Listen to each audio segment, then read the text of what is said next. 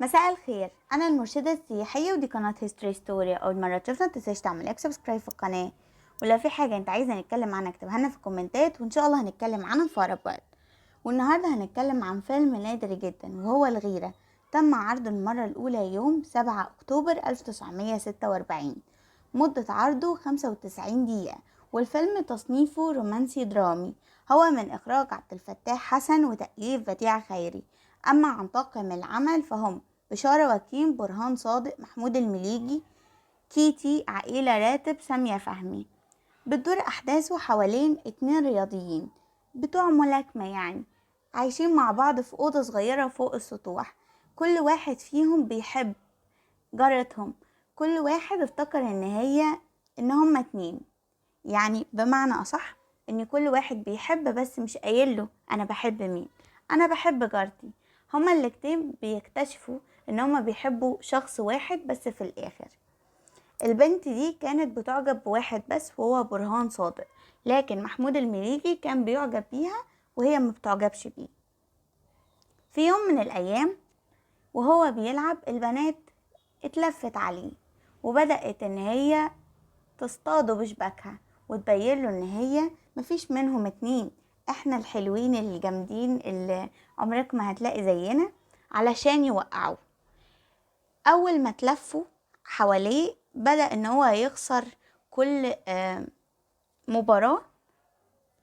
اول مرة خسرها، تاني مرة خسرها، تالت مرة خسرها، وهكذا لحد ما كان اسمه بدال ما كان في العالي بقى في الواطي. وبقت صاحبتنا اللي احنا قلنا عليها ان الاتنين بيحبوها بدأت تغير غيرة عمياء. ومحمود المليجي واقف هيتجنن طبعا، هو بيحبها وهي مش حاسة بيه، وبتحب اللي يعتبر ما بيحبهاش، او هي فاكرة انه ما بيحبهاش. بتدور الاحداث حوالين ال3. ده بيثبت لها انه بيحبها بس هي مش حاسة بيه، وده الشهرة خدته والحاجات دي كلها. واول ما البنات وقعته بعدت عنه، ولما رجع ملقاش تاني حد يقف معاه غير البنت جارتهم اللي بدأت تحبه. بس للأسف في الآخر محستش بيه خالص، وحست بمحمود المليجي لأني حست ان هو ده اللي بيحبها بجد. ومحمود المليجي اعترف بحبه ليها، واعترف كمان بحبه لصاحبه الملاكم الشهير، والملاكم اعترف كمان. وبدل ما يقوله انا كمان بحبها، اعترف له بحاجة بسيطة. قال له انا كنت معجب بيها جدا، وبقول ان البنت الجميلة دي ما تنفعش غير ان هي تكون زوجة صاحبي.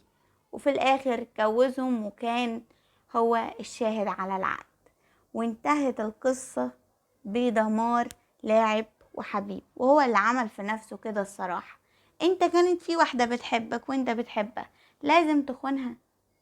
الرجالة دي ملهاش امان. طبعا بهزر. شكرا جدا لسماعكم الفيديو ده، ويا رب يكون عجبك. ولو عجبك واول مرة تسمع عن الفيديو ده او الفيلم ده اكتب لنا في الكومنتات، ويا رب يكون حلو على قلبك. ما تنساش تعمل اشتراك ولايك للفيديو. سلام عليكم.